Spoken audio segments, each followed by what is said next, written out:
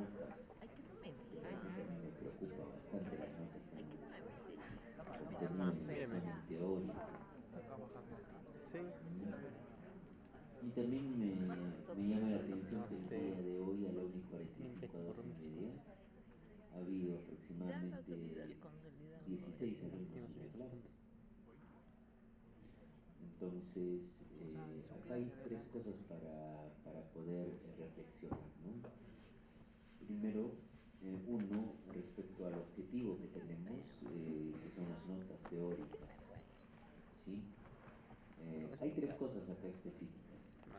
Uno es que probablemente los docentes no estemos haciendo bien nuestro trabajo, primero.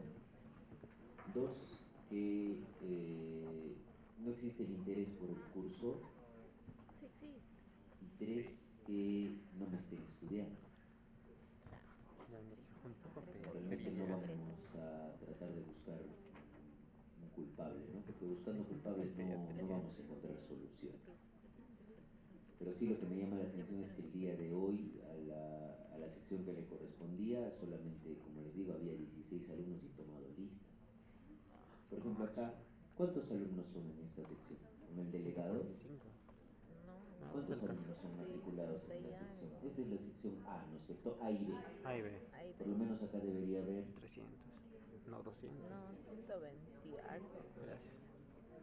120 alumnos.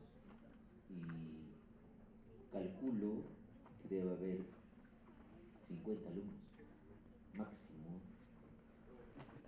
Y eso. Punto. Entonces, ¿cómo vamos a hacer cómo vamos a hacer eso? Yo voy a conversar con la doctora Yasa y voy a tener que tomar lista. Y se les va a adicionar un punto al alumno que viene. Porque no es nada justo el alumno que no viene y que dé el examen y encontremos todas las notas que a mí me preocupan realmente, ¿no? Porque el examen no ha estado difícil. Por lo menos las preguntas que yo he enviado son todas las preguntas que yo en clase les he recalcado. Sí. Luego como aquí siempre caracteriza. Entonces no sé realmente qué está sucediendo, ¿no? Y a mí realmente me preocupa y me genera tristeza, porque por mi parte yo trato de esforzarme en que ustedes entiendan las cosas. Hay que tratar de hacer una reflexión respecto a esto, ¿no? Tanto por parte de ustedes como por parte de nosotros. Yo y la doctora Yasa, ¿no? Ver en qué estamos probablemente fallando. ¿Sí? Bueno, con ustedes con la sección A y B, justo estamos en los 15 minutos, tenemos que desarrollar esta semana el contenido programático de trastorno obsesivo compulsivo y espectro del trastorno obsesivo compulsivo y trastornos relacionados, que son 2 horas de clase del día de hoy, y el día de mañana vamos a terminar trastornos relacionados con el estrés y trauma, ¿ya? Entonces vamos a comenzar con nuestra clase, chicos. Pero eso no estaba dentro de todo. De repente se puede ser mañana. Otros trastornos relacionados. Esos son los que Yo pensé que hacer era la trastornos de dinámica. ansiedad.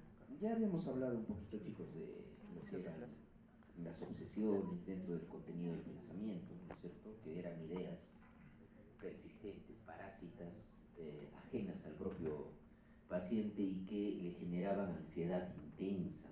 Y cuando el mismo paciente hacía una autorreflexión respecto al contenido de ese pensamiento, de ese tipo de idea que era obsesivo, se daba cuenta de que era una idea irracional o ilógica, pero que le generaba suma ansiedad y no se podía resistir frente a ella. Ya esa es la característica de la obsesión. No se olviden, ¿ya? Y la compulsión probablemente puede ser un acto motor, ¿correcto? Por ejemplo, ¿no? Si yo tengo en mi cabeza que cada vez que toco este asiento me contamino con Streptococcus viridans o Staphylococcus aureus meticilino resistente MARSA y tengo que lavarme 10 veces las manos, la obsesión es esa idea irracional de que acá hay Staphylococcus aureus, porque probablemente acá no hay una unidad de cuidados intensivos o un laboratorio de microbiología, ¿no es cierto? Yo soy consciente de que esa idea es irracional, pero no me puedo resistir a la misma y tengo que lavarme las manos 10 veces para recién calmar la ansiedad que me genere esa idea irracional. Y solamente lavándome 10 veces me voy a sentir tranquilo. Entonces, veamos cómo impacta funcionalmente este tipo de trastorno en la vida de un paciente. ¿Cuánto tiempo creen que se demore en lavarse las manos el paciente? 10 a 15 minutos. Puede lavarse 25 minutos y después la conducta se vuelve ritualística, donde primeramente se pone jabón en la palma derecha, luego se pone jabón en la palma izquierda, hace un lavado con un ritual, es decir, con una conducta motora repetitiva que solamente cuando se completa se siente tranquilo. Eso es una compulsión. O sea, aparte de ser un acto motor, puede ser también una compulsión mental. Por ejemplo, yo puedo sentir, puedo tener la idea irracional que cada vez que veo, por ejemplo, a su compañero, yo me puedo transformar en él. Eso es completamente ilógico, ¿no es cierto? Es irracional, no es posible. Pero si no repito en mi cabeza 50 veces el número 6, no me voy a sentir tranquilo y no voy a poder pensar de que eso va a poder suceder. Esa es una compulsión mental. Muchas veces los pacientes, por ejemplo, a veces tienen compulsiones mentales de rezar o de repetir un número cabalístico. Si nosotros recordamos y en la perspectiva histórica es muy importante, hay muchos personajes históricos que han tenido trastorno obsesivo compulsivo. Nikola Tesla es uno de los ejemplos. Nikola Tesla antes de comer, y esto lo describe en los libros de psicopatología, tenía que tener las servilletas, tenía que tener 12 servilletas y 3 tenedores, porque si no, no podía comer. ¿Bien? ¿Se dan cuenta cómo va, digamos, alterando la funcionalidad? ¿Cuánto tiempo creen que se demore en comer un paciente que piensa de esa manera? ¿Ya? ¿Y alterará su funcionamiento? Si yo pienso, por ejemplo, que he dejado abierta la llave del gas y tengo que ir a comprobar de que está cerrada 10 veces y tengo que llegar al trabajo a las 8 de la mañana, ¿llegaré al trabajo a las 8 de la mañana? No. Entonces está alterando mi funcionamiento. Dense cuenta. ¿Sí? Entonces, eso como una manera de introducción. Siempre en la parte de la parte psiquiátrica, es muy importante reconocer las cosas mediante ejemplos clínicos. Entonces, miren, un paciente manifestó durante la primera entrevista que sufrió un impulso irresistible de mirar constantemente hacia atrás por temor a que le pasara desapercibido algo importante. Estas ideas eran predominantes, el paciente podía pasar por alto una moneda en el suelo, podía haber pisado y dañado a un insecto, o este podía haber caído patas arriba y necesitar su ayuda. El paciente temía tocar cualquier cosa y siempre que tocaba un objeto tenía que convencerse que no lo había destruido. Acá está la idea obsesiva. La idea obsesiva que corresponde al dominio sintomatológico de duda patológica. Duda el paciente. Y acá, ¿qué tiene que ver esto fenomenológicamente? La compulsión de comprobación. No tenía ninguna profesión porque las graves compulsiones perturbaban cualquier actividad laboral. Sin embargo, tenía una pasión, la limpieza doméstica. Le gustaba visitar a sus vecinos y limpiar sus casas solo por diversión. Otro síntoma que describió fue la obsesión por la ropa. Estaba constantemente preocupado por si el traje le sentaba bien o no. También manifestó que la sexualidad no desempeñaba una función importante en su vida. Tenía relaciones sexuales 2 o 3 veces al año y exclusivamente con mujeres por las que no tenía ningún interés personal. Posteriormente mencionó otro síntoma. Cuando era niño había sentido que su madre era repugnante y había tenido un terrible miedo a tocarla. No había ningún motivo real para dicha reacción, porque la madre había sido una persona agradable. En esta parte hay un poquito del componente psicodinámico que a veces, este ejemplo yo lo he tomado de Kaplan, ¿no? A veces Freud hablaba de impulsos reprimidos que se cristalizan en una obsesión, pero les vuelvo a repetir, y esto quiero que aprendas, Freud no ha servido para nada para la psiquiatría, ¿correcto? Ha retrasado el desarrollo de la ciencia psiquiátrica, esa es la verdad, ¿sí? Y van a ver por qué, porque hay un sustrato neurobiológico inmensamente hermosísimo en el TOC, ¿sí? Entonces, estamos identificando obsesiones, estamos identificando compulsiones, estamos identificando un patrón sintomático que es la duda patológica, ¿correcto? Que si no lo hace, no se siente tranquilo el paciente. Y al final, tanto las ideas obsesivas como las compulsiones alteran su funcionamiento, ¿sí? Vamos a tener un poquito de responder algunas preguntas. ¿Cómo describiríamos nosotros, chicos, estos pensamientos que experimenta el paciente?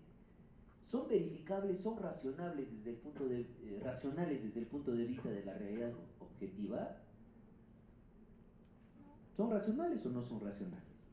No, ¿no es cierto? ¿Realiza alguna conducta de comprobación por temor a una consecuencia adversa? Está comprobando de que no haya pasado algo malo, de que no haya pisado algún insecto, ¿no es cierto? Si yo paso en la calle, por ejemplo, viniendo de donde tengo que venir a dictar clases, y a cada momento pienso que he pisado a una cucaracha y volteo, voy a llegar acá a la clase a las 5:30, ¿no es cierto? ¿Cómo interfieren los síntomas anteriormente relatados en su funcionamiento? ¿Ha podido conseguir un trabajo nuestro paciente? No. ¿Y cómo vivencia el paciente tanto los pensamientos como las conductas que realiza? ¿Está de acuerdo o en desacuerdo con las mismas? ¿Cómo las vivencia? ¿Le generan ansiedad? ¿Lo perturban? ¿Sí o no? Ya, y acá justamente traigo a colación algo muy importante. Una paciente con anorexia nerviosa, las ideas sobrevaloradas respecto a su peso y su forma corporal, ¿cómo las vivencia?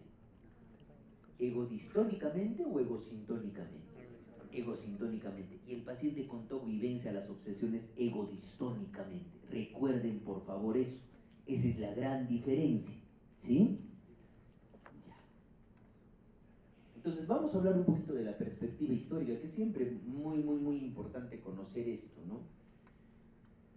La obsesión, chicos, como término, es un término que aparece en el lenguaje psiquiátrico ya a finales del siglo XIX, en los años 1800. Antes de esto, se describía a sujetos con la tendencia a la duda o al escrúpulo, ¿ya? Es decir, tener escrúpulos. Tener escrúpulos es tener dudas, ¿correcto? Con tendencia al escrúpulo.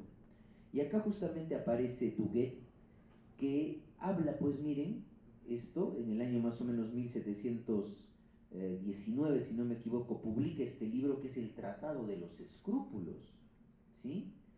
Donde describe individuos con escrúpulos religiosos, y es uno de los patrones, chicos, de los dominios sintomáticos del TOC, donde el paciente puede pensar que está blasfemando contra Dios, o que puede decir cosas que van en contra de su religión, ¿ya?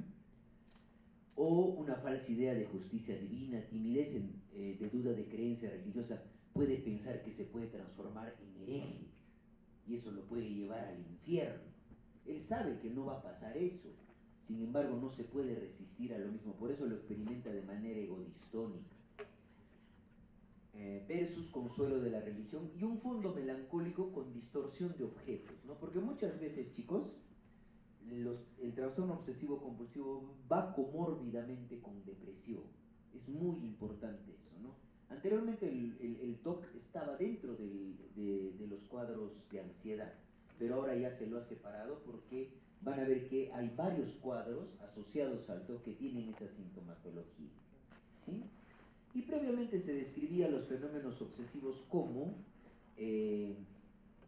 fenómenos que monomanías razonantes, ¿se dan cuenta? Lo racional dentro, es decir, es una repetición de alguna conducta, pero que es racional. El paciente sabe que es racional, ¿sí? Monomanías razonantes, ¿no?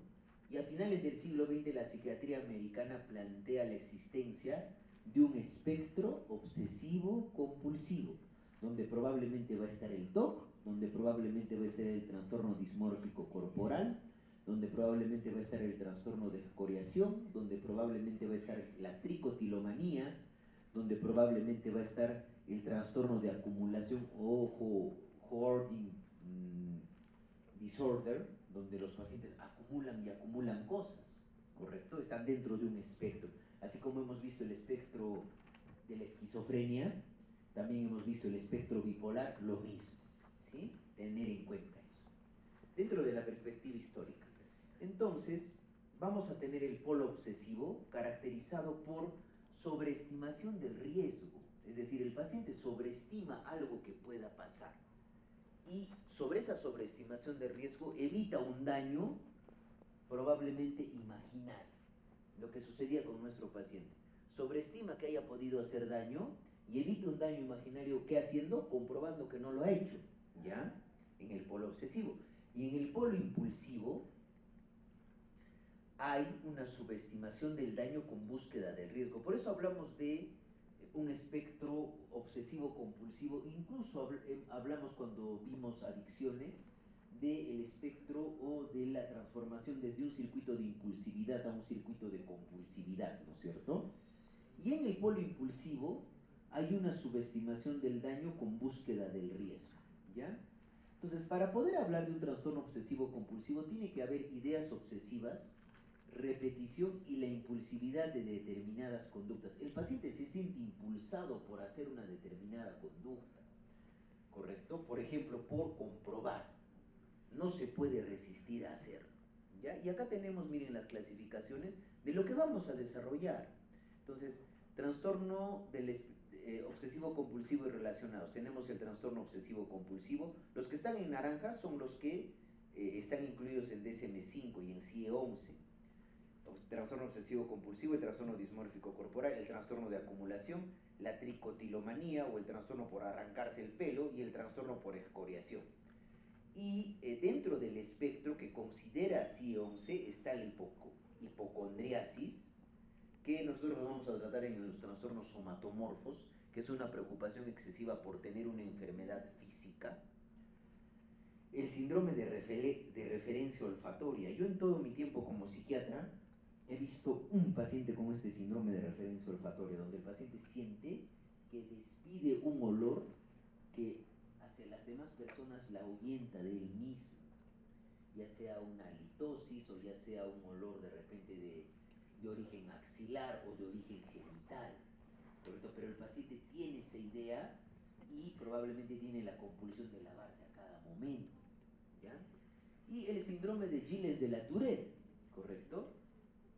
Que está caracterizado por la presencia de tics y coprolalia, accesos de palabras soeces, y tiene mucho que ver con un trastorno neurológico, ¿ya? Con alteración de los ganglios basales, ¿ya? El síndrome de Gilles de la Tourette, ¿correcto?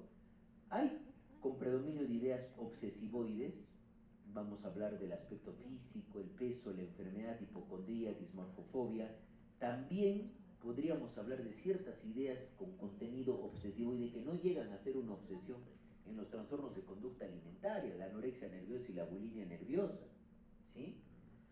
Predominio de tendencia impulsiva, por eso estamos hablando de un espectro, trastorno por uso de sustancias, las parafilias, el trastorno de inestabilidad emocional de la personalidad de tipo límite, el trastorno de personalidad antisocial, donde hay bastante impulsividad en ambos trastornos, y el predominio de conductas repetitivas. Acá tenemos el trastorno los trastornos del espectro autista, el síndrome de Gilles de la Tourette y las coreas, la corea de Huntington, por ejemplo, donde hay predominio de conductas repetitivas. Por eso hablamos, chicos, de un espectro, pero lo que vamos a estudiar es lo que está en naranja, ¿correcto? Por supuesto, teniendo o sentando bases en la parte neurobiológica, ¿sí? Entonces vamos a definir qué es una obsesión. Ya se los he explicado. Una obsesión vienen a ser ideas, pensamientos, imágenes o impulsos que aparecen de forma involuntaria. El paciente los experimenta de manera intrusa o parásita, ¿correcto? Son recurrentes y el paciente los reconoce como propios, pero irracionales, ¿correcto? Que no son posibles. Y el paciente, ¿cómo los vive, no? como absurdos, inapropiados, exagerados o contrarios a su personalidad. Y esta vivencia la experimentamos desde el punto de vista de tipo ego distónico, ¿ya? ¿Y qué son las compulsiones? Son actos motores o mentales, lo que yo les decía. Una compulsión no simplemente es la comprobación, un acto motor, sino puede haber una compulsión mental. Paso por debajo de una escalera y tengo que retroceder 5 veces para que mi papá no se muera. Y yo he visto pacientes que tienen esas compulsiones, chicos, ¿sí? Y a pesar de reconocerlos como absurdos o innecesarios, el objetivo es disminuir la ansiedad o tensión generada por las obsesiones en la compulsión, ya sea la compulsión mental o la compulsión motora. ¿Qué objetivo tiene? El objetivo es disminuir la ansiedad generada por la obsesión, ¿correcto? Y al final, ¿qué van a generar las obsesiones o las compulsiones? Deterioro en el funcionamiento porque generan ansiedad y ocupan mucho tiempo, ¿sí? Y vivenciados, justamente como les digo acá, ¿no? De manera egodistónica. El paciente lucha contra ellos o se resiste a esas ideas. Ya, eso es algo muy importante hasta ahí. Acá vemos, por ejemplo, los síntomas obsesivos compulsivos en adultos. Esto es tomado de Kaplan del año 2022. Vean, ¿no? Las obsesiones, las que predominan más que todo son obsesiones múltiples, ¿no? Porque en el curso de la enfermedad de un paciente con trastorno obsesivo compulsivo, las obsesiones pueden variar, ¿no? Pero hay dimensiones sintomáticas. La que predomina más son las obsesiones de contaminación, duda patológica, obsesiones somáticas, necesidad de simetría, obsesiones agresivas sexuales, ¿correcto? Y dentro de las compulsiones predomina más que todo, ¿cuál? La comprobación. Luego lavado, recuento, necesidad de preguntar o confesar. Hay pacientes, por ejemplo, que pueden pensar que han cometido un crimen tan atroz que van a la comisaría y se entregan, a pesar de que no lo han hecho. Y solamente calma su ansiedad cuando van a la comisaría y se han entregado, ¿ya? Y acaparamiento, comparaciones múltiples y evolución de la enfermedad, ¿no? Puede variar de manera continua, que es como se presenta con mayor frecuencia, con deterioro el 10%, episódico el 2% y con no presente el 71% y presente el 29%. Entonces la compulsión puede presentarse a manera de acto motor, objetivo identificable, se puede transformar también en un ritual obsesivo, por ejemplo, ¿no? Pasar 3 veces debajo de la puerta, ¿no es cierto? O se puede transformar en un ritual mental, subjetivo y no identificable. Contar dentro de la cabecita tantas veces o rezar dentro de la cabeza, ¿sí? Entonces ya estamos entendiendo que el núcleo sintomatológico son obsesiones o compulsiones y el deterioro en el funcionamiento, ¿sí? Entonces acá hablamos de los patrones sintomáticos y esto es algo muy importante que yo les pregunto en el examen, ¿ya? Recuerden por favor eso. Hay 4 patrones sintomáticos en el TOC. Contaminación, limpieza. ¿Cuál es la idea obsesiva? Que me he contaminado. Es el más frecuente. ¿La obsesión cuál es? La contaminación. ¿Y cuál es la compulsión? El lavado o la evitación. Hay pacientes, por ejemplo, recuerdo mucho que los pacientes evitaban tocar la tierra porque sentían que se podían contaminar con oxiuros. Yo recuerdo eso muy bien en un paciente cuando era residente. Contaminación, limpieza. Duda patológica, comprobación. Es lo clásico que el paciente siente, digamos, una experiencia de incompletud, de que algo ha quedado en el aire y que como hay esa duda patológica, por eso es patológica, tiende a comprobar. Es el segundo patrón sintomático más frecuente. ¿Cuál es la obsesión? La duda, lo que pasaba con nuestro paciente, haber podido pisar algún insecto o haber olvidado algo atrás. ¿Y cuál es la compulsión? La comprobación. Lo mismo que sucede, por ejemplo, en pacientes, ¿no? Que al momento de salir de su casa tienen que cerrar 7 veces la chapa para asegurarse de que no pase nada mal, ¿ya? El otro patrón sintomático son los pensamientos intrusivos prohibidos, que es el tercer patrón más frecuente, donde las obsesiones son contenidos o pensamientos sexuales. Yo he visto, chicos, pacientes que tenían esa idea obsesiva de que se podían tener orientación homosexual. y eso los perturbaba tanto que tenían que comprobar muchas veces. Ay, chicos, eso así se ría, de verdad, yo he visto. No. ¿Ya? Y también las obsesiones pueden ser, digamos, de contenido agresivo. Y el último, el cuarto más frecuente, es el patrón de simetría-orden, donde justamente si uno va a la habitación de un paciente que tiene un TOC y tiene este patrón sintomático, va a encontrar que las medias están ordenadas en colores, va a encontrar que los lápices están ordenados en colores, que cuando se viste, la camisa tiene que estar bien planchada y los botones tienen que tener el mismo color de hilo, por ejemplo, ¿no? ¿Y cuánto tiempo creen que se demora en ordenar el paciente eso? ¿Se dan cuenta? Entonces, la obsesión es la necesidad de simetría o precisión, y la compulsión, ¿cuál va a ser? La lentitud, pues, ¿no? Se va a demorar, ¿correcto? Y tiene que estar de una determinada manera, y el paciente empieza a alinear las cosas. ¿Y cuánto tiempo va a perder? Un montón de tiempo. Entonces, recuerden estos tres patrones, ¿no? Se les puede poner un caso clínico. ¿Cuál de los siguientes patrones sintomáticos de TOC presenta el paciente? Y se les pone, ¿no? Contaminación, limpieza, duda patológica, comprobación, pensamientos intrusivos prohibidos, simetría, orden. Ninguno de los anteriores. Tienen que aprender a identificar eso desde el punto de vista clínico, ¿no? Patrones sintomáticos. Esto es algo muy importante en la jerarquización psicopatológica, porque a veces nosotros, y de seguro con sus jefes de práctica han podido hablar de lo que nosotros denominamos, así como hablábamos de ideas delirantes primarias o delirios, ideas delirantes secundarias o ideas deliroides, hay también ideas obsesivoides, que no llegan a tener las características fenomenológicas de la obsesión y pueden estar presentes en otros trastornos. Por ejemplo, en el primer nivel psicopatológico de las obsesiones está la conducta obsesiva de repetición, repetir. Nosotros, por ejemplo, podemos repetir, ¿no? Me he olvidado mi cuaderno y lo busco 3 veces. O me he olvidado mi celular y lo busco 3 veces. Por el hecho de buscarlo 3 veces no tengo TOC, ¿no es cierto? Es una conducta de repetición. Segundo nivel es la resistencia a la interferencia, a la indecisión y la parálisis. Cada vez que siento probablemente que me he olvidado algo, me quedo paralizado y empiezo a pensar. Pero eso se repite y se repite y se repite. Y finalmente, ya cuando hablamos de obsesiones y compulsiones y representaciones obsesivas en el tercer nivel, ya se desarrollan la obsesión fenomenológicamente como tal y la compulsión fenomenológicamente como tal, ¿correcto? Y esto va a depender de la experiencia subjetiva.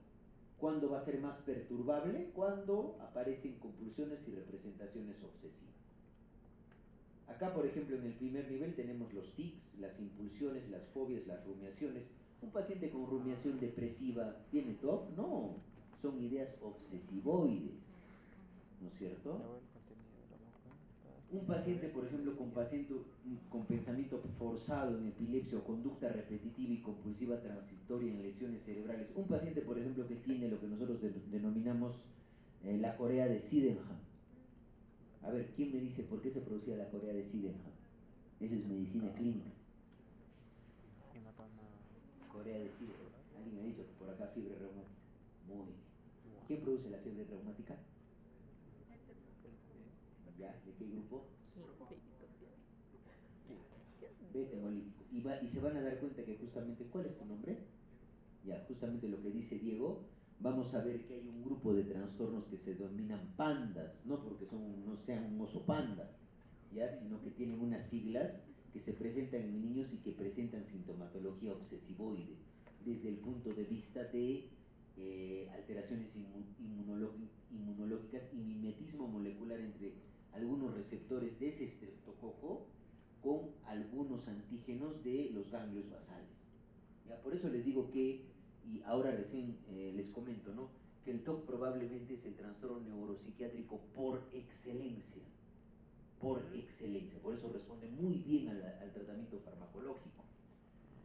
¿Ya? Y al final, en el tercer nivel, con la experiencia subjetiva más perturbadora, el TOC propiamente.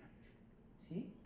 Entonces acá hablamos pues de un espectro obsesivo compulsivo. No se van a recordar pues esto, ¿no? Que se los he presentado también en adicciones, ¿no? El circuito de la compulsividad y de la inhibición de la respuesta, que tiene que ver con el córtex órbito frontal y el cuerpo estriado dorsal, que normalmente este córtex órbito frontal de manera reverberante bloquea las conductas repetitivas. Entonces va a haber una alteración en este circuito órbito frontal, sí, y va a haber una alteración en el circuito córtico estriado tálamo cortical. Esa es la alteración neurobiológica. Se van a acordar por sus siglas que ahorita les voy a poner, ya es el circuito córtico estriado tálamo cortical. Y hay pues trastornos asociados al espectro obsesivo compulsivo, como el trastorno obsesivo compulsivo, el trastorno dismórfico corporal, la tricotilomanía, el trastorno por escoriación, la acumulación, la compra compulsiva, la hipocondriasis o la somatización. Y aquí tenemos un gráfico sumamente resumido respecto a lo que pasa en el TOC. Posteriormente tengo gráficos más complejitos, pero que vamos a tratar de especificar las cosas que nos importan para el médico general, ¿sí? Entonces, aquí está la corteza cerebral, está el putamen, los ganglios, el núcleo de la estría terminal, el tálamo y el caudado, ¿no? Y acá tenemos vías glutamatérgicas y vías GABAérgicas. Y en general es un circuito córtico estriado, porque está el núcleo de estría terminales, tálamo cortical, que está alterado en el TOC. Y esto ya lo recuerdan, ¿no es cierto? Que se los presenté en adicciones, el circuito de la compulsividad. Y lo que les decía acá, miren, acá está la corteza orbitofrontal, ¿o no? Sí. Y acá justamente está el córtex orbitofrontal. Cuando el córtex orbitofrontal ya no puede regular el circuito, el estriado dorsal, se empiezan a producir conductas compulsivas, ¿correcto? Y acá justamente está el trastorno del espectro autista, el síndrome de Gilles de la Tourette, el trastorno dismórfico corporal, el trastorno de escoriación, la tricotilomanía, el trastorno obsesivo compulsivo, la somatización, la hipocondriasis, la compra compulsiva y los cuadros que tienen que ver con adicciones, ¿no? El juego patológico, las parafilias, la hipersexualidad. Entonces recuerden eso, hay una alteración en el circuito córtico estriado tálamo cortical. Ahora vamos a hablar de la epidemiología, ¿no? En general, chicos, muchas veces los pacientes con TOC sienten que la experiencia que ellos experimentan, por parecer muy irracional, ¿correcto? O muy probablemente mágica, no consulta y tienen vergüenza de sus síntomas. Y por eso llegan muy tarde a la consulta y van muchas veces a otros especialistas, ¿correcto? Por tal motivo, los indicadores epidemiológicos muchas veces son subestimados. En general, a nivel mundial, se tiene más o menos entre 0.5 a 5.5, que es un comportamiento epidemiológico más del doble que se presenta en la esquizofrenia, ¿correcto? Y la prevalencia de vida en el TOC en niños y adolescentes es de 0.25 a 4%. En general, en género, la mayoría de oportunidades el TOC inicia en la adolescencia en varones. Y en adultos la relación casi es 1 a 1, ¿ya? Y la edad de inicio es 20 a 25 años. Sin embargo, hay formas de inicio en la infancia y en la adolescencia, ¿no? Que tienen que ver mucho a veces con el desarrollo de lo que yo les voy a explicar en un momento de los pandas, ¿ya? Y dos terceras partes de los pacientes inician su enfermedad antes de los 25 años. Recuerden por favor eso dentro de la epidemiología. Acá tenemos, por ejemplo, esto es los datos de la National Comorbidity Survey Replication entre el 2001 y el 2003. Y dense cuenta, ¿no? El porcentaje de los pacientes con trastorno obsesivo compulsivo, la prevalencia del año pasado, predomina a nivel de sexo en mujeres en esa muestra en Estados Unidos. ¿Y entre qué edades hemos dicho? Antes de los 25 años se presenta con más frecuencia. Y la severidad del trastorno obsesivo compulsivo en adultos. Miren cómo implica la alteración en el funcionamiento. entre severo y moderado llegue incluso hasta el 90%, chicos. Entonces, ¿impactará en la vida del paciente o no impactará en su vida? Por supuesto. Y leve un 14.6. Y acá, ¿qué sucede en nuestro país? ¿Sí? Este es justamente un estudio que se ha hecho en el 2015, ¿no? Que ha incluido el Hospital Honorio Delgado. Este es un estudio del Instituto Nacional Honorio Delgado, Idero Noguchi Honorio Delgado, y vean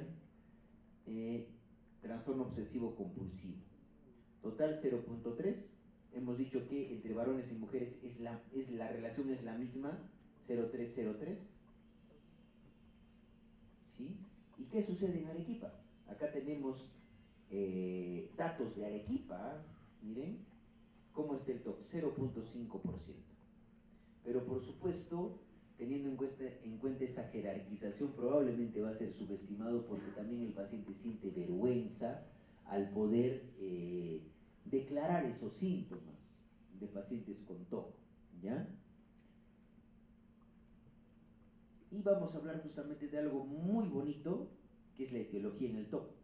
No hay una causa única identificada en el trastorno obsesivo compulsivo, es una enfermedad heterogénea, con una posible y muy probable base orgánica que llega a poder explicar casi al 60 al 70% la etiología del TOC, ¿sí?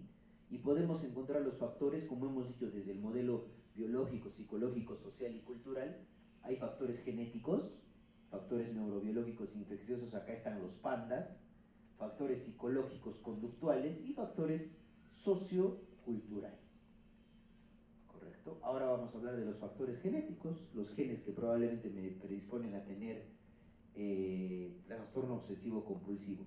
Veo que por allá se están durmiendo, entonces voy a ir por allá, para que no se duerman. ¿Ya? Entonces, en general la heredabilidad para el TOC es del 0.37 y en estudios en gemelos, miren, en monocigóticos 87%, disigóticos 47% de concordancia para el TOC, ¿no?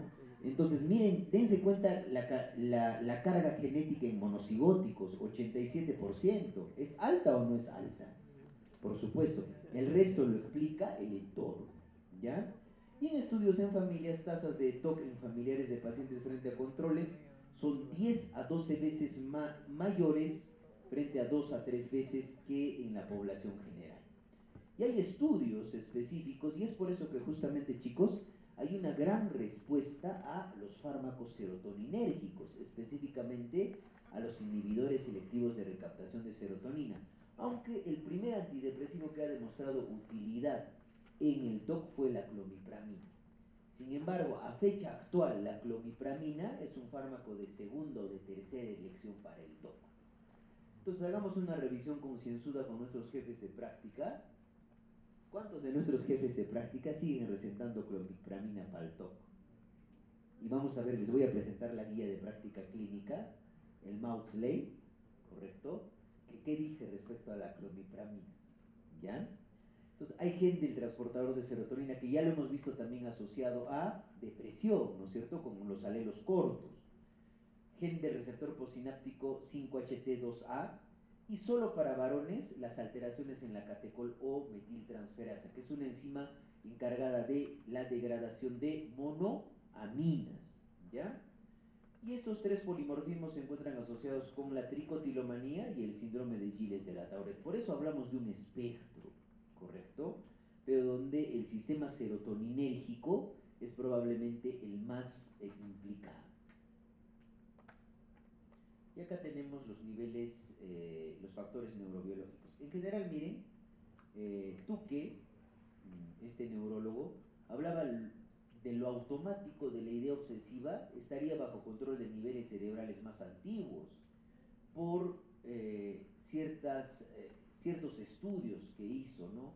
Implicó al estriado, a los ganglios basales, que se encuentran alterados, y lo que les decía, la eficacia antiobsesiva de la clomipramina o clorimipramina, porque produce un potente bloqueo de la recaptación serotoninérgica, es decir, eleva la serotonina, habló de una hipótesis de disfunción serotoninérgica en el TOC. Y esto último se reafirmó porque en pacientes con TOC se encontraba concentraciones elevadas del principal metabolito de la serotonina, que es el ácido 5-hidroxindol acético, ¿ya? Ahora les hago una pregunta para que despierten. ¿Cuál es el principal metabolito de la dopamina?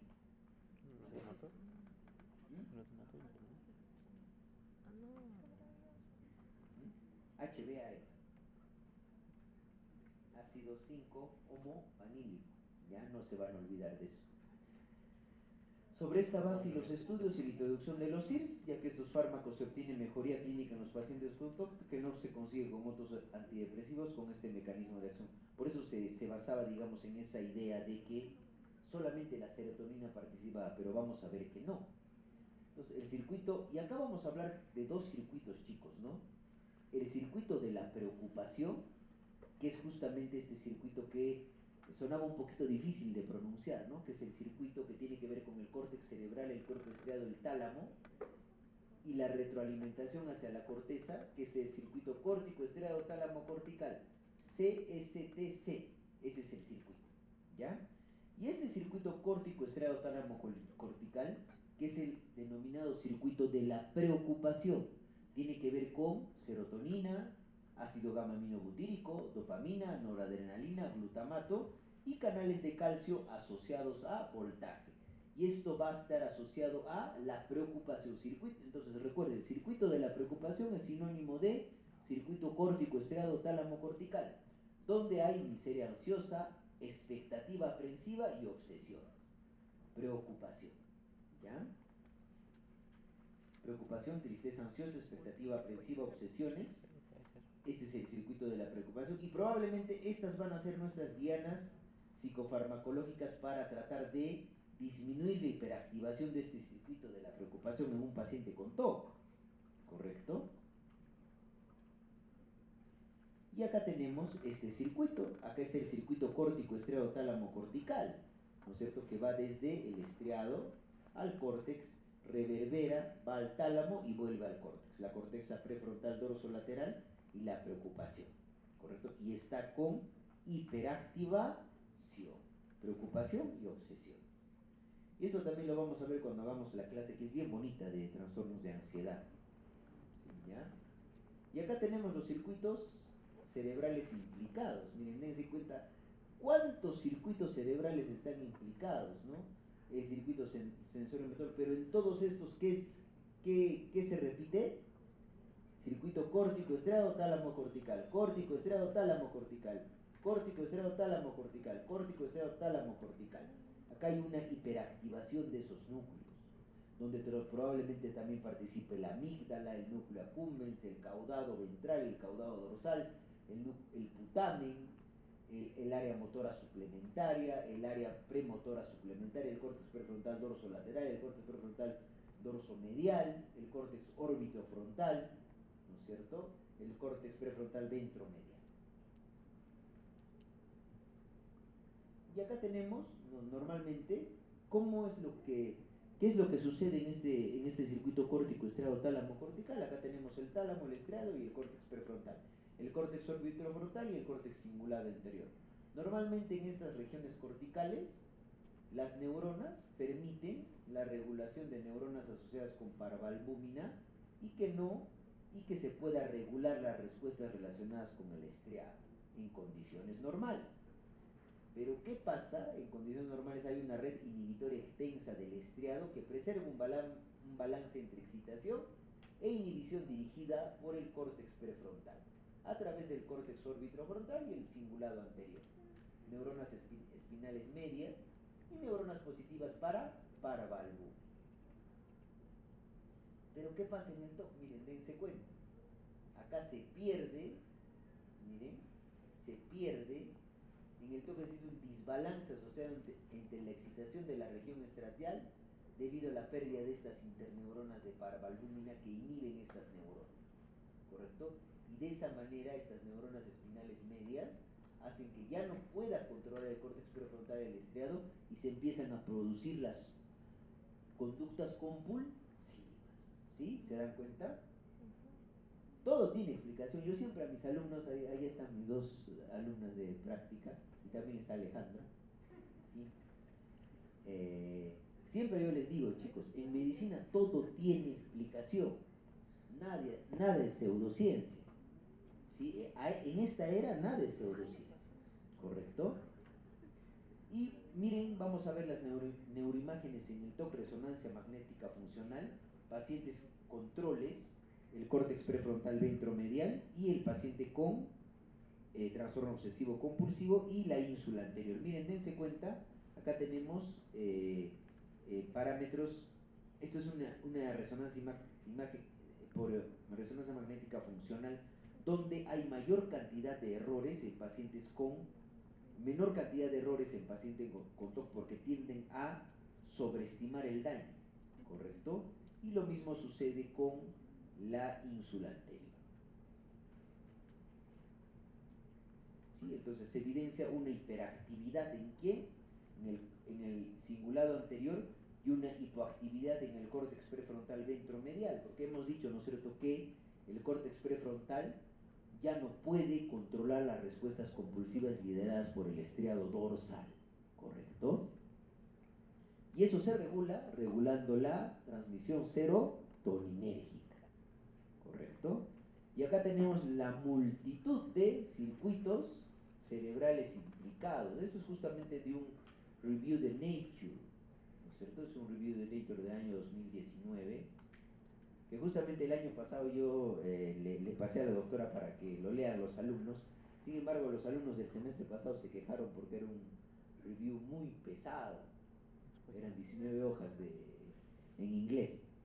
Se quejaron de que era mucho, por eso ahora les ponemos casos clínicos en español.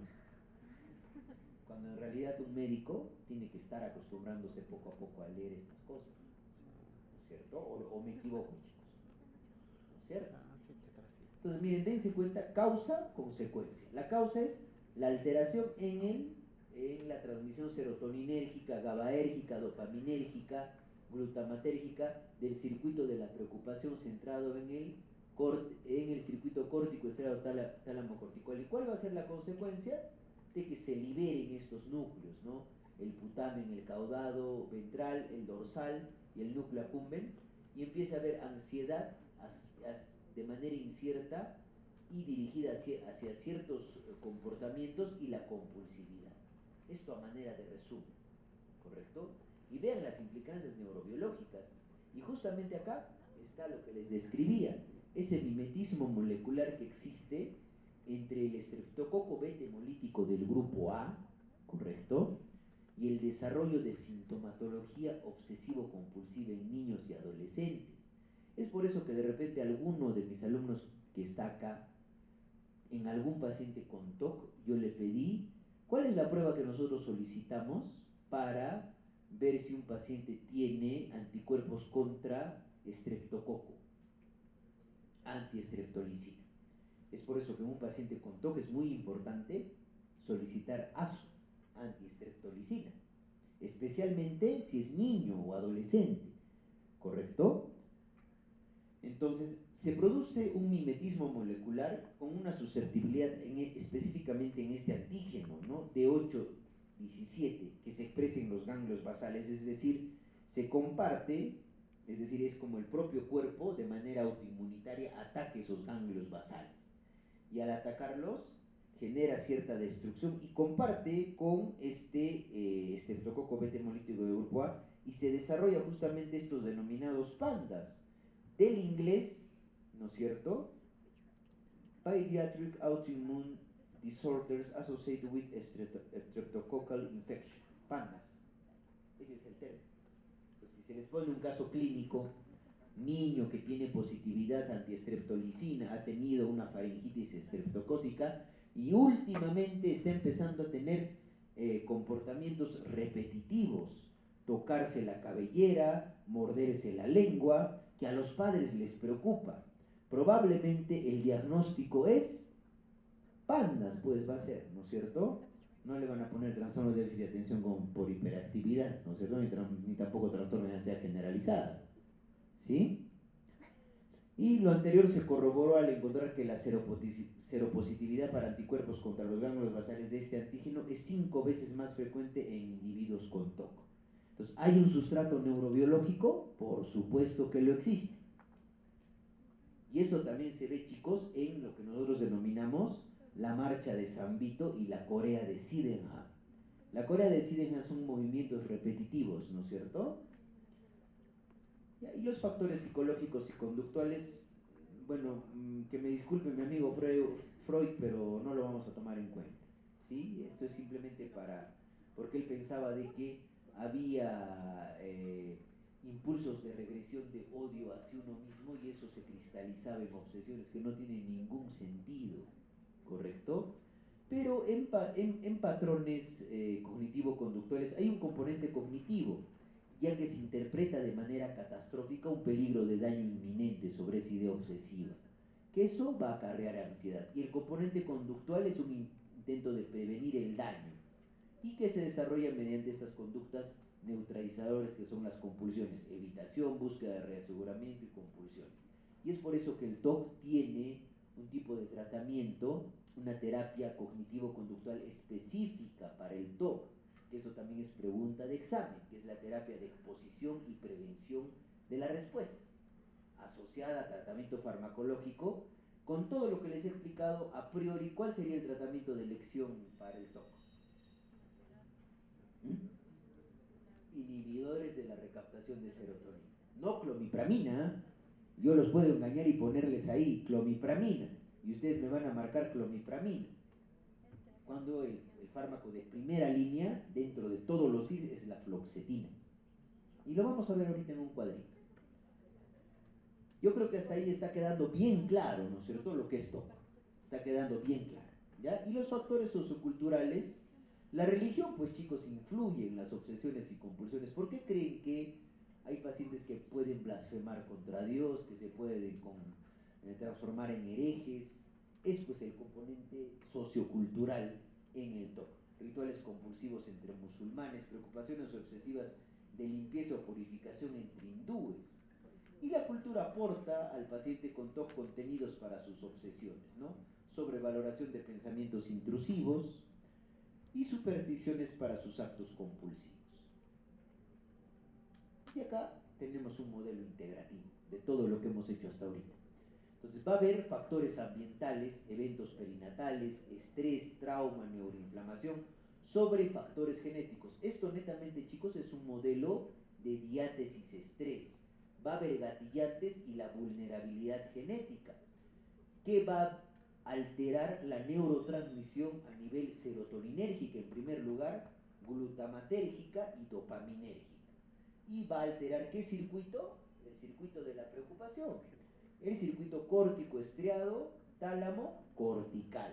Y va a hablar de las dimensiones que ya hemos hablado del TOC. Las dimensiones de simetría, contaminación, acumulación, pensamientos tabú o contaminación. Y acá hablamos de la clasificación, chicos. Miren, vamos a tener el TOC, ¿correcto? Vamos a tener el trastorno dismórfico corporal para el DSM-5, el trastorno de acumulación, la tricotilomanía, el trastorno de coreación, el trastorno obsesivo y compulsivo y relacionados inducidos por sustancias y medicamentos. Y acá es muy importante, chicos, que hay un antipsicótico que incrementa sintomatología obsesiva. Y ese antipsicótico es el que se utiliza para tratar la esquizofrenia resistente al tratamiento. ¿Cuál es ese antipsicótico? Clozapina. Muy bien. Entonces, hay pacientes y también hay colegas que empiezan a dar clozapina y piensan que el paciente tiene TOC y le empiezan a meter fluoxetina, cuando en realidad no saben que la clozapina, por ciertas acciones a nivel de receptores, incrementa la sintomatología obsesiva, y eso está bien descrito en la literatura. Y lo que vamos a describir, ¿no? TOC y estos trastornos. Entonces, los criterios diagnósticos, ya hemos dicho que hayan para el CIE-10 pensamientos obsesivos, que pueden ser obsesiones, compulsiones, y además que se excluye un trastorno de personalidad obsesivo-compulsiva. Y acá está el gran diagnóstico diferencial. En el trastorno de personalidad obsesivo-compulsivo, chicos, hay una tendencia al perfeccionismo, ¿correcto? a la lentitud para hacer las cosas y a tratar de hacer las cosas con parámetros específicos. Y cuando un paciente se rige mucho a las normas y a las reglas y para poder llegar a un objetivo C, siempre sí o sí tiene que pasar por el A y por el B, no puede haber un salto. Y el paciente con un trastorno de personalidad obsesivo-compulsiva es muy racionalizador y intelectualiza las cosas, hasta intelectualiza el amor, no tiene esa capacidad de expresar emociones, intelectualiza el amor y tiene tendencia a la tacañería, ¿correcto? Un paciente con TOC, es decir, con un trastorno de personalidad obsesivo-compulsivo donde se busca la perfección. Es clásicamente el ejemplo, es el empleado del mes, ¿no?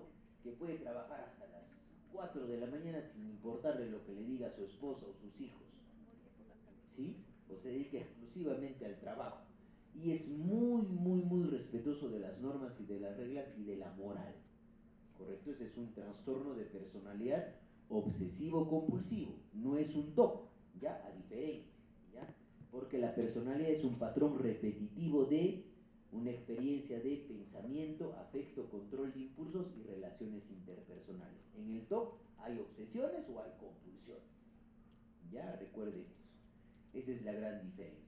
Y acá sí es importante recordar esto, ¿no? Porque el DSM-5, hay algunos pacientes, chicos, que algunos hablan de este término esquizotoc, ya es decir, que se comparta, así como había, ¿no es cierto?, trastorno esquizoafectivo, se habla también de un esquizotoc, ¿no? Es decir, que el paciente ya no sienta que esas ideas no son racionales, sino llega a tener una creencia hasta delirante respecto a las obsesiones. Por eso justamente DSM-5 habla de la introspección respecto a la idea, ¿no?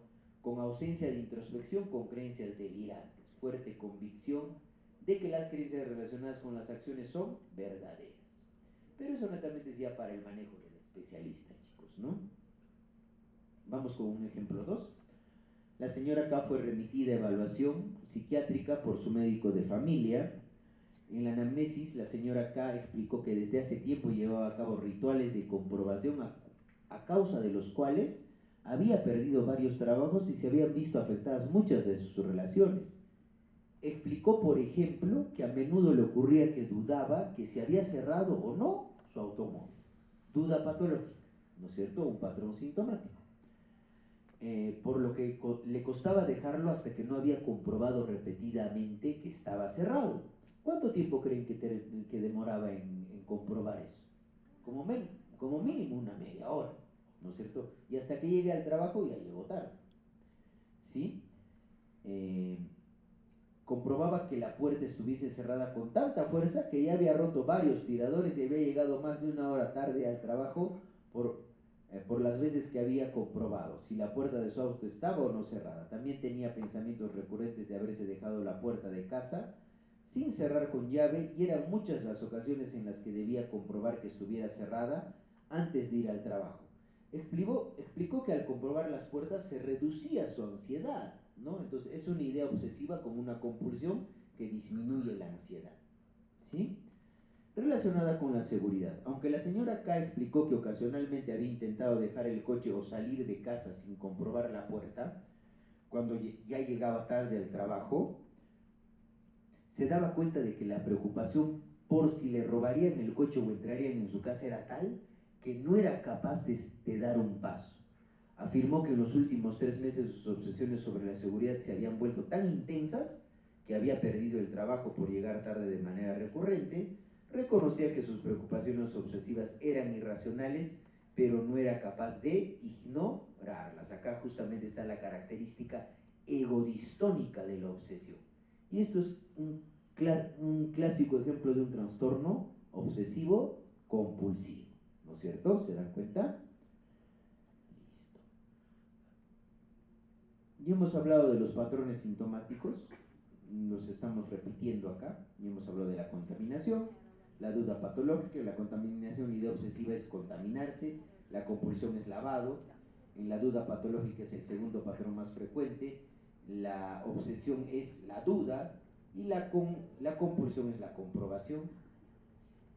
Los pensamientos intrusivos es el tercer patrón más frecuente, que pueden ser pensamientos de contenido sexual o contenido agresivo, ¿no es cierto? El paciente puede llegar, lo que les decía, entregarse a la policía o confesarse a un sacerdote por haber cometido un pecado irremediable. Y la simetría, el cuarto patrón más frecuente, ¿no? Que conlleva la compulsión de lentitud, ¿no es cierto? Y las comorbilidades, ¿no? Esto es algo muy importante, chicos, porque anteriormente los manuales diagnósticos, tanto DSM-4 versión revisada del año 2000 como CIE-10 del año 94, que todavía lo estamos utilizando, consideraban al TOC por ese circuito de la preocupación centrado en el circuito córtico estriado tálamo cortical, dentro de los cuadros ansiosos, porque hay ansiedad, ¿no? Pero no es una ansiedad específica, ¿no es cierto? Es una ansiedad secundaria a la experimentación de una idea obsesiva. No es como un trastorno de ansiedad generalizada, un trastorno de pánico, una fobia social, ¿correcto? Entonces, al menos 30% de los pacientes cumplen criterios con depresión mayor, y esta es la patología más común que existe, ¿ya? Es decir, la comorbilidad con depresión mayor, ¿correcto? Y al menos 40% de los pacientes tienen otro trastorno de ansiedad. El National Comorbidity Survey del año 2003 habla que el 90% de los pacientes con TOC a lo largo de su vida sufren también de otro trastorno psiquiátrico. El más frecuente probablemente el de ansiedad, ¿correcto? 64% un trastorno afectivo, 60% un trastorno de control y 37% un trastorno por uso de sustancias. Y esto era lo que les decía, el esquizotoc. 1 de cada 7 pacientes con esquizofrenia también padece TOC, y 30% de esquizofrénicos presentan síntomas. No tienen trastorno obsesivo compulsivo, tienen síntomas. Y se acuerdan que yo les describí un triángulo como un iceberg de sintomatología, ¿no es cierto? ¿Dónde estaba el primer eslabón, el segundo eslabón y dónde era lo que era el TOC realmente? ¿Correcto? Con los datos disponibles, el TOC podría ser un factor de riesgo para esquizofrenia. Y la tasa de esquizofrenia se multiplica por 7 si el paciente previamente padecía TOC y por 4 si alguno de sus padres tiene TOC, ¿no? No es una entidad bien descrita. Si bien es cierto, hay algunos fármacos que incrementan los síntomas obsesivos, por ejemplo, clozapina, para tener en cuenta, ¿ya? No se olviden de eso. Por supuesto, yo no les voy a poner una pregunta esquizotoc, ¿no? No sería adecuado, pero sí tienen que saber que hay una correlación, ¿no? En los manuales diagnósticos no hay un diagnóstico trastorno esquizo-obsesivo, ¿correcto? Es una construcción actualmente que ni siquiera el CEO se lo considera, salvo lo que hemos visto, ¿no es cierto? La convicción respecto a la idea obsesiva que puede llegar a ser delirante con esos especificadores del DSM-5 para el TOC, ¿no es cierto? ¿Ya? Y la comorbilidad, miren, vean chicos, ¿no? La comorbilidad entre el TOC, el trastorno por uso de sustancias está por acá, y los trastornos de ansiedad probablemente son los más frecuentes. Después del trastorno de ansiedad están los trastornos del estado de ánimo. Eso es lo que yo quiero que recuerden. Primero están los trastornos de ansiedad y después están los trastornos del estado de ánimo. Eso es lo que quiero que recuerden en un paciente con TOC, ¿sí? Y el TOC en entornos no psiquiátricos. No siempre un paciente con TOC va a ir primero al psiquiatra. ¿Por qué? Porque hemos dicho que los síntomas a veces son vergonzantes para el paciente. ¿Qué creen que a un médico, si viene un paciente y a ustedes les dice como médico de atención primaria, doctora, pienso que cada vez que a usted la veo, me puedo transformar en usted? Ustedes van a decir, este paciente tiene esquizofrenia, ¿no es cierto? ¿O no? A ver, lo primero probablemente, pero no, pues ustedes tienen una capacitación en psiquiatría y van a preguntarle, ¿desde cuándo siente eso? Se resiste a esa idea, pero ¿usted cree que es posible eso? No, doctora, no, esto puede ser un TOC, lo derivo al Centro de Salud Mental Comunitario. Y por ese paciente ya están haciendo mucho, chicos, ¿sí? Con solamente tener un concepto básico en eso, ¿sí? Y miren, dense cuenta, chicos, ¿no? Muchas veces el paciente al médico general acude, un paciente con TOC, simplemente por ansiedad y depresión. al dermatólogo porque como tiene una compulsión por lavado excesivo, ¿qué va a hacer? Va a hacer pues dermatitis por contacto, ¿no es cierto? Eczema, tricotilomanía. A los cirujanos plásticos, aspectos respecto a la apariencia, que está el Body Dysmorphic Disorder, el trastorno dismórfico corporal, donde el paciente siente que tiene una deformación específicamente asociada a la región facial. Y este paciente se somete a una cirugía, a otra cirugía, a otra cirugía, pero sigue sintiendo que su cara está deforme, ¿correcto? Al oncólogo porque puede tener miedo al cáncer, al urólogo porque puede tener miedo a tener VIH después de tener un contacto sexual y no se calma hasta, yo recuerdo mucho un paciente, chicos, que había tenido un encuentro sexual con una trabajadora sexual, había utilizado protección, pero sentía que al abrazar a su hijita, a pesar de tener las pruebas negativas, le estaba transmitiendo el TOC al besarla o al abrazarla, pero no se podía resistir a esa idea. Y para poderla abrazar, utilizaba una manta entre él y su niña. Le dimos fluvoxamina y mejoró mucho, mucho, mucho este paciente. ¿Correcto? Al neurólogo, por ejemplo, van por el síndrome de Gilles de la Tourette, al ginecólogo obstetra, síntomas que se incrementan en el puerperio y en el embarazo del trastorno obsesivo compulsivo, y al ginecólogo por probablemente disconfort vaginal, ¿no es cierto? Eso es algo muy importante de recordar. No llega directamente al psiquiatra. Entonces, dentro de los diagnósticos diferenciales están los trastornos fóbicos, donde hay un estímulo que elicita el miedo. Yo tengo miedo a una rata, cada vez que veo la rata me va a dar un ataque de pánico, me voy a desmayar. Esa es la gran diferencia. En los trastornos neurológicos hay enfermedades de ganglios basales que van a tener movimientos repetitivos, como la corea de Huntington, ¿no es cierto? Los movimientos coreiformes, balismo, hemibalismo. En el trastorno de Gilles de la Tourette hay alta comorbilidad con el TOC, ¿no? Pero hay tic vocales y motores recurrentes. Ahí está característicamente la coprolalia, ¿sí? El inicio de una esquizofrenia, algo muy importante que recuerden, chicos, y lo que les dije, ¿no es cierto?, cuando hicimos esquizofrenia. Muchas veces el PEP, un primer episodio esquizofrénico, comienza con sintomatología obsesivoide, con ciertos síntomas obsesivos, que el psiquiatra a veces no se da cuenta, y es probablemente la fase prodrómica de la esquizofrenia con síntomas inespecíficos. Un episodio depresivo en personalidad premórbida depresiva, donde hay mucha orden y eso. Imagínense que le dé depresión a un paciente que tiene trastorno de personalidad obsesivo compulsivo, que es excesivamente, que tiene una tendencia excesiva al perfeccionismo. Entonces probablemente va a poder mimetizar o simular que sea un TOC.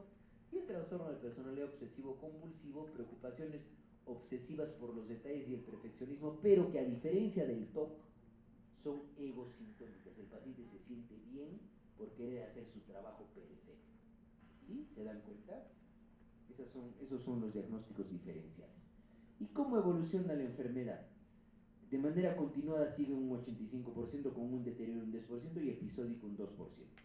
50-70% de los pacientes tienen una aparición súbita asociada a un acontecimiento estresante. Recuerden que en la gestación, tanto en la propia gestación como en el puerperio, son periodos de riesgo para el desarrollo de TOC, ¿sí?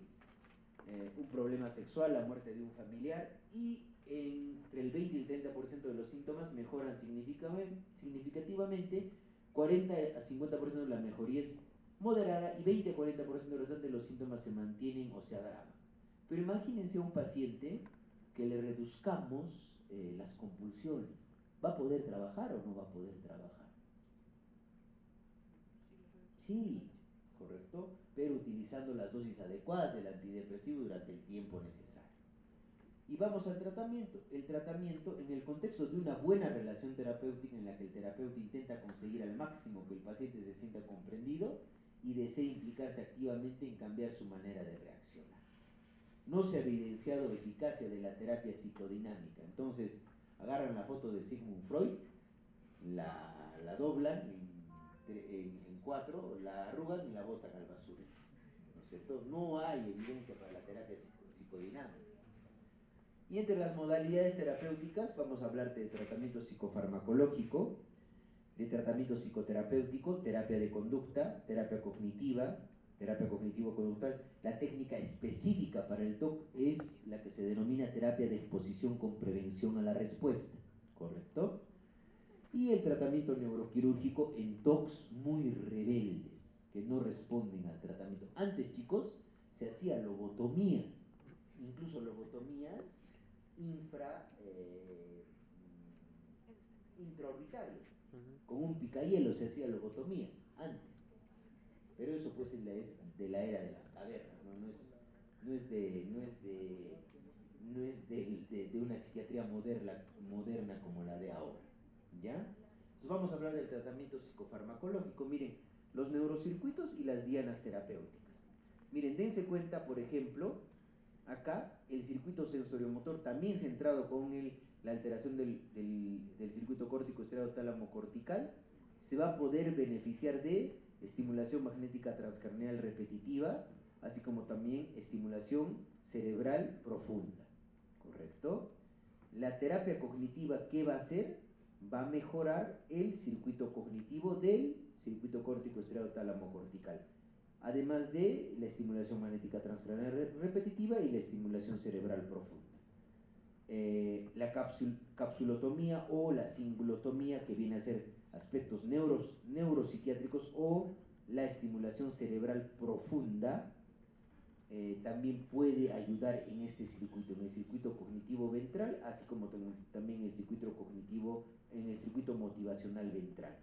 Y la terapia ERP es terapia de exposición y prevención a la respuesta, así como los inhibidores de la recaptación de la serotonina, actúan sobre el sistema frontolímbico y producen extinción del miedo.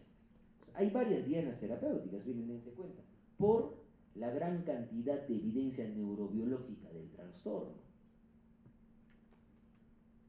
Hablamos del tratamiento y acá yo quiero que aprendamos dos cosas específicas, chicos, ¿ya?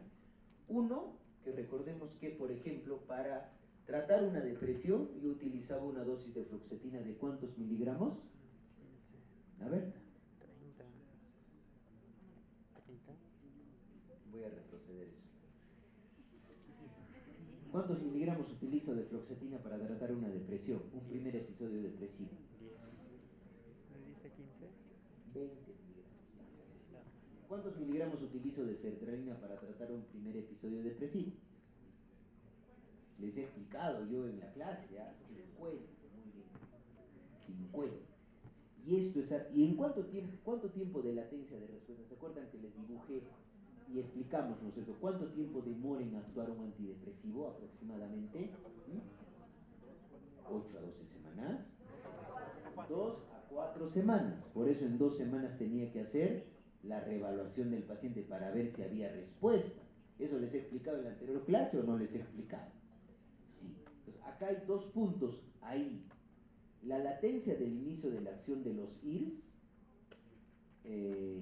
y recién podemos hablar de ausencia de respuesta a las 10 o 12 semanas.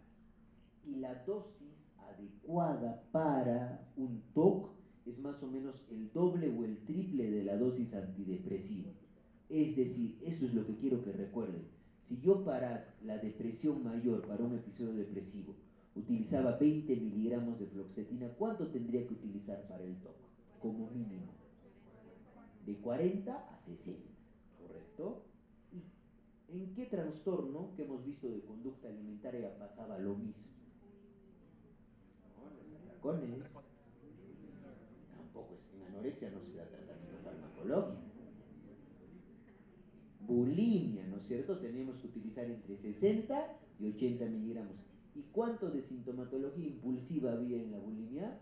Bastante. Pues todo tiene explicación, chicos, todo tiene explicación y no es cosa de memorizarse las cosas. ¿Se dan cuenta? ¿Ya? Entonces las dosis de los ciclos, y acá tenemos justamente, dense cuenta.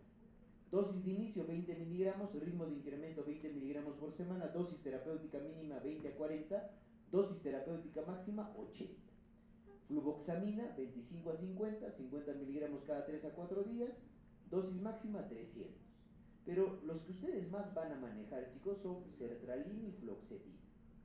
Pero ustedes probablemente no me van a manejar un TOC, pero lo que sí tienen que saber es que las dosis son 2 a 3 veces, incluso hasta 4 veces la dosis antidepresiva.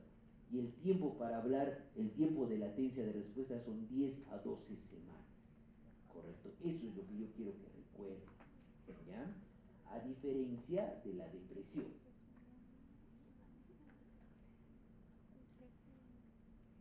Y una vez alcanzado el tiempo de latencia necesario y la dosis máxima, vamos a valorar la respuesta. Para eso es muy útil la utilización de escalas y de esta manera, de manera objetiva, sustentar pues la respuesta al tratamiento. La escala más utilizada es la Yale Brown Obsessive Compulsive Rating Scale, la JBOX, que se utiliza para identificar a largo plazo.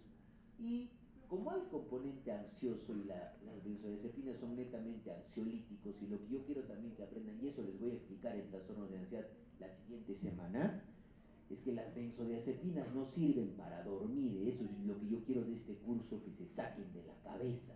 Así su jefe de práctica les diga, dale clonazepam para que duerma 0.5. La benzodiazepina, ni el clonazepam ni el alprazolam son benzodiazepinas aprobadas para el insomnio, ninguna de las dos. Clonazepam, alprazolam, diazepam, lorazepam son ansiolíticos y tienen un tiempo de vida media. El clonazepam tiene un tiempo de vida media más o menos de 6 a 8 horas. Y a ver, pongámonos a razonar. Si yo le doy a un paciente, ya, sí tiene cierto efecto hipnótico, por supuesto, porque actúa sobre, es un modulador alostérico positivo del receptor GABA-A. Ya, va a dormir. Y si tiene ansiedad, tiene un tiempo de vida media el clonazepam de 8 horas. Lo toma a las 9 de la noche. ¿A qué hora ya terminó de actuar? ¿Cuánto es 9 más 8? 16, ¿no es cierto? ¿Cuánto es 9 más 8? 17. A las 5 de la mañana va a estar despierto. ¿Y va a haber ansiedad de rebote o no va a haber ansiedad de rebote? Entonces, ¿qué estoy haciendo? Estoy haciendo una buena práctica médica psiquiátrica. Pues ese es el objetivo, que ustedes aprendan a ser críticos con el juicio clínico que desarrollan en la facultad. No simplemente porque yo les diga el clonazepam sirve para dormir, digan, el médico psiquiatra Luisa que me ha enseñado psiquiatría me ha dicho que el clonazepam sirve para dormir, entonces le receto. No es así, ustedes tienen que ser críticos con lo que nosotros les explicamos, ¿sí? Entonces, clonazepam para disminuir la ansiedad 0.5 a 2 miligramos cada 8 o 12 horas según la intensidad de la ansiedad, ¿sí? Y acá tenemos la escala de J. Brown para que tengan en cuenta, ¿no? ¿Por qué les traigo esto, chicos? Porque es útil cuando iniciamos el tratamiento y vamos valorando a las 10 a 12 semanas. El objetivo es que disminuya en 50%. ¿Por qué, chicos, les traigo? Porque esta escala está validada en nuestro país y les puede servir para hacer su proyecto de tesis, ¿correcto? El objetivo luego de 12 semanas es una reducción de como mínimo 35% del J-Box base. ¿Ya? Y el tratamiento psicofarmacológico, la clomipramina tiene mayor potencia en recaptación de serotonina que de noradrenalina, porque la clomipramina es un antidepresivo tricíclico. Bloquea tanto el transportador de serotonina y bloquea tanto el transportador de noradrenalina, pero bloquea más el transportador de serotonina. Pero conlleva pues estos riesgos, los efectos anticolinérgicos que tiene todo antidepresivo tricíclico: hipotensión ortostática, sequedad de boca, estreñimiento, visión borrosa, arritmia cardíaca y disminución del umbral convulsivo. Y ya como les he dicho, chicos, a un paciente antidepresivo, a un paciente deprimido, darle un antidepresivo tricíclico, recuerden esa analogía, es darle una pistola cargada, ¿sí? Porque se toma 20 amitriptilinas de 50 miligramos, se muere, ¿ya? Entonces no es pues útil. Yo veo también mucho que utilizan amitriptilina, muchos de mis colegas, porque tiene efecto antihistamínico, utilizan amitriptilina para hacer dormir a los pacientes. Y no me van a dejar mentir mis alumnos acá. ¿Cuántos de sus jefes de práctica le recetan amitriptilina a sus pacientes? Un montón, ¿no es cierto? ¿O no? ¿No? ¿No les recetan? ¿O solamente se están callando? Se ve eso, ¿no? ¿Y cuál es la dosis? ¿No? La dosis va de 150 a 250 miligramos por día, pero ¿cuál es la desventaja? ¿No? Nosotros tenemos clomipramina. ¿Cómo viene la presentación de la clomipramina? Viene de 25 miligramos. ¿Cuánto necesita el paciente para llegar a la dosis terapéutica? 10 tabletas de 25 miligramos. ¿Cuánto es el tiempo de vida media de la clomipramina? 12 horas, 2 veces al día le tienen que dar. ¿Qué va a preferir un paciente? ¿Tomar 3 fluoxetinas o tomarse 10 clomipraminas?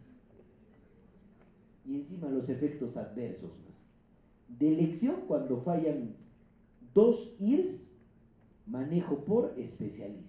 Y eso se habla ya de un TOC resistente al tratamiento. ¿Ya? Entonces miren, dense cuenta, no es fármaco de primera línea por los efectos adversos. ¿Correcto? Y antes de poder hablar de fármacos de primera línea, tenemos que hablar de potenciación. La potenciación se ha demostrado mayor utilidad con risperidona de 2 a 4 miligramos por día y aripiprazol de 5 a 10 miligramos por día. Yo he tenido muy buena experiencia, chicos, en tratar TOX con sertralina 200 miligramos y con 15 miligramos de aripiprazol, y el paciente está muy, pero muy bien. Yo creo que algunos de mis alumnos de prácticas, creo que hemos visto un paciente, o no llegamos a verlos, creo que fue con el otro grupo, con el grupo de José Luis. Vimos un paciente, chicos, que pensaba que le podía pasar algo malo a sus papás. No vimos. Tenía un paciente que respondió muy bien al aripiprazol. Y el tratamiento psicoterapéutico, acá tenemos, ¿no? Trastorno actual, temor, idea obsesiva, ritual, condicionamiento positivo, alivio pasajero, porque disminuye la ansiedad, y otra vez el ciclo. ¿Y cómo corregirlo? Temor, exposición, prevención a la respuesta no hacer, y de ahí repetir y repetir y repetir. Y el tratamiento psicoterapéutico, terapia cognitivo-conductual, y lo mejor, chicos, las tasas de mejor remisión están asociadas a combinación de tratamiento psicofarmacológico durante el tiempo necesario a la dosis mínima efectiva y con terapia de exposición y prevención a la respuesta. ¿Sí?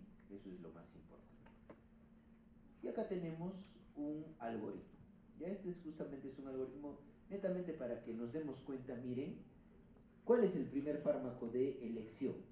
Miren, CBT, es decir, Cognitive Behavioral Therapy, y inhibidor selectivo de recaptación de serotonina. Ese es el tratamiento de primera línea. ¿Dónde está la clomipramina? A ver, la vamos a buscar. ¿Dónde está? Acá. Primero elijo un segundo IS antes de elegir clomipramina. Incluso prefiero potenciar el IS antes de elegir clomipramina. Entonces, esto sirve para hacer una reflexión autocrítica de lo que primeramente nosotros como psiquiatras estamos haciendo y de lo que les estamos enseñando a los futuros médicos. Eso más que todo, chicos. ¿Sí? Y los trastornos relacionados. Acá tenemos trastornos como el trastorno dismórfico corporal, y sí nos va a alcanzar el tiempo justamente para terminar. Trastorno de acumulación, la tricotilomanía, trastorno de escoriación. Sí considera estos trastornos dentro de otras categorías diagnósticas y no dentro del espectro obsesivo compulsivo, aunque sí tienen muchas características de compulsión. Un paciente con trastorno dismórfico corporal está constantemente, por ejemplo acá, viéndose en el celular si tiene algún defecto, en alguna superficie reflejante. Y al final, ¿qué hace eso en el trastorno dismórfico corporal? Hace que se someta a cirugías y no queda bien, no queda bien, no queda bien, no queda bien. Puede haber un defecto mínimo, pero el paciente lo exagera y siente que las demás personas se están fijando en ese su defecto. ¿Ya? En el trastorno de acumulación, ustedes han visto en las series de National Geographic o en Discovery Channel, creo que da, acumuladores compulsivos, ¿no es cierto? Donde, ¿qué pasa? Acumulan tantas cosas que al final tienen riesgo de que se caiga todo eso, los aplaste y se muera. Y el paciente no tiene ese miedo a desprenderse de algo porque en algún momento lo puede necesitar. ¿Correcto? No confundirlo con el coleccionismo, ¿no? Otra cosa es ser coleccionista. Porque el coleccionista, ¿qué hace? Ordena su colección de lo que le agrada, ¿no es cierto? En cambio, el acumulador no se puede desprender de cosas porque piensa que en algún momento lo puede necesitar. Puede tener wateres rotos en su habitación, animales muertos en su habitación, ¿sí? ¿Se dan cuenta? La tricotilomanía, hay un impulso, chicos, en la tricotilomanía de jalarse el pelo, que hasta el final hace que tengamos áreas de alopecia. Alopecia. Y en el trastorno de escoriación hay una tendencia, un impulso a querer rascarse la piel y solamente calma ese impulso o la ansiedad después de hacerse la escoriación. ¿Sí? Entonces, hay casitos clínicos para cada uno de estos y miren, dense cuenta la prevalencia entre el TOC y los otros trastornos y la comorbilidad. Eso es lo que yo quiero que vean. Trastorno dismórfico corporal comórbido con TOC, 30-35%. Con trastorno de acumulación, 8-35%. Con tricotilomanía, 13%. Y con trastorno de escoriación, 16%. Acá tenemos un ejemplo. La señora R notaba que era fea y que notaba que los demás se reían de ella por su fealdad. En realidad la señorita era una chica atractiva. Primera vez se preocupó por su aspecto, tenía 13 años cuando se obsesionó con sus defectos faciales. Su nariz era demasiado chata y sus ojos estaban demasiado separados. Hasta ese momento la señorita R era confiada, una buena estudiante, una persona activa socialmente. Sin embargo, su fijación en su rostro la llevó a retraerse socialmente y empezó a tener dificultades para concentrarse en el colegio, lo que a su vez tuvo un efecto negativo en sus notas. Y después, para obtener el examen de desarrollo de estudió en un instituto, dada su preocupación empezó a pellizcarse con frecuencia las manchas y pelos del rostro. Se observaba a menudo en los espejos y otras superficies en las que se veía reflejada una cuchara, las ventanas. Se daba cuenta de que pensaba en sus defectos casi todo el día. A pesar de los comentarios tranquilizadores por parte de sus familiares y otras personas, la señorita R no podía convencerse de que su aspecto no había nada malo. Este es un trastorno dismórfico corporal. Se conoce históricamente como dismorfofobia. Hay una preocupación por algún defecto en el aspecto físico. El defecto es imaginario o si existe es mínimo, ¿no es cierto? El paciente tiene sentimientos de inadecuación y puede llegar a soluciones extremas: maquillaje, ejercicio, dieta, pelucas o taparse con un velo, ¿correcto? Dismorfofobia. Y acá tenemos los criterios diagnósticos, ¿no? La preocupación por la apariencia física, que es lo más importante. Acá tenemos un ejemplo 4. La señora T, soltera, no puede tirar las cosas. Explica que la casa de esta paciente está extremadamente desordenada de cosas ignoradas, pero siempre intentaba ayudarla a organizar su hijo, ¿no? Ella se inquietaba y adoptaba una conducta desafiante. Confirmó los síntomas explicados por su hijo y afirmó que esto le ocurría desde siempre, pero que nunca lo había considerado un problema.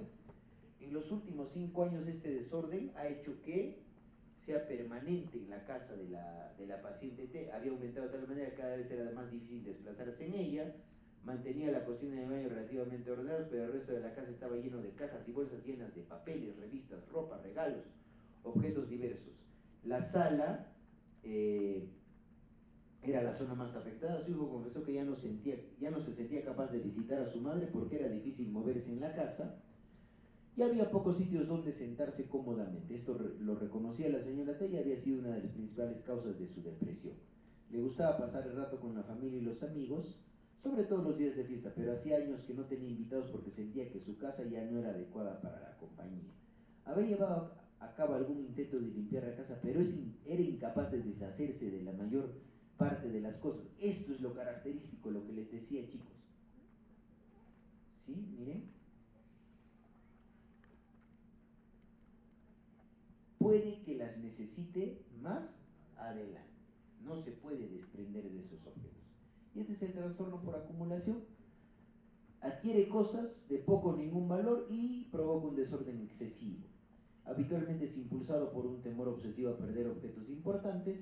Hay creencias irracionales sobre la importancia de las posesiones y hay apego emocional extremo a las y suele iniciarse en la adolescencia y persiste a lo largo de la vida. Y acá tenemos los criterios de trastorno por acumulación. Y acá tenemos un trastorno de tricotilomanía, donde miren chicos, es una paciente de 27 años que comienza a los 11 años y continuamente tiene esa manía de arrancarse el pelo hasta dejar zonas calvas pequeñas pero visibles. Entonces normalmente para que los demás no se den cuenta, como la mujer la mayoría de veces tiene pelo largo, tapa pues esas partes, ¿no? Y escondía estratégicamente, obtuvo buenas notas, la costumbre era constante, tenía lugar cada día y a menudo sin que se diera cuenta. Podía estar leyendo un estudio de la universidad y al final se encontraba con que la mano buscaba un cabello para arrancarlo. Enseguida veía que había varios cabellos sobre el libro o en su regazo, lo que indicaba que había estado arrancándose cabellos durante un rato. Siempre que intentaba dejar de hacerlo, se ponía más nerviosa y ansiosa hasta que reanudaba la actividad, a la que dedicaba entre 10 minutos y 1 hora cada vez. Va a tener impacto en el funcionamiento. Y una de las complicaciones, chicos, de la tricotilomanía son los besoares. ¿No es cierto? ¿Han visto ustedes en cirugía qué es un besoar? Cuando uno come, se come el pelo y provoca una obstrucción intestinal. Ya eso es un besoar. Y el trastorno por es netamente crónico, hay una tensión que aumenta antes del acto de arrancarse el pelo y solamente calma después de arrancarse el pelo. Puede ir a cabello, puede ir a vello a nivel de distribución corporal o incluso a vello púbico, ¿correcto? Se alivia o se obtiene gratificación tras efectuar. El inicio del cuadro está asociado a eventos vitales estresantes y sintomatología depresiva. Acá tenemos los criterios para la tricotilomanía. Y el ejemplo 6, chicos, es justamente una paciente que tiene un trastorno de escoriación, donde hay un impulso por quererse rascar la piel y solamente calma esa gran tensión por rascarse la piel una vez que lo ha hecho, ¿sí? Y clásicamente, ¿qué pasa? Miren, van a ver, se caracteriza por el rascado compulsivo y repetitivo, predomina más que todo en mujeres que en hombres. Y desde la perspectiva, bueno, esto no sirve. La piel del rostro es la más afectada con frecuencia, ¿ya?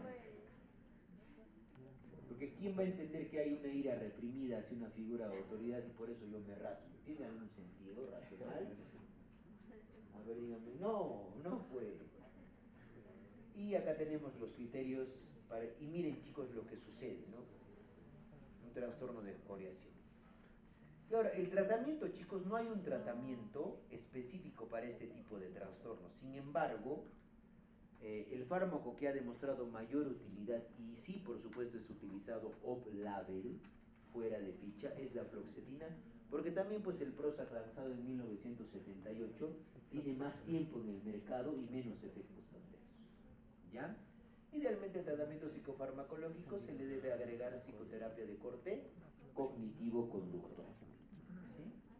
Y con esto, chicos, hemos podido justamente terminar a tiempo la clase y creo que ha quedado bien entendido, ¿no es cierto? Les agradezco mucho por la atención. Ahora, si quieren hacer alguna pregunta, Si quieres te doy. Te quedan 2 litros. ¿Vamos?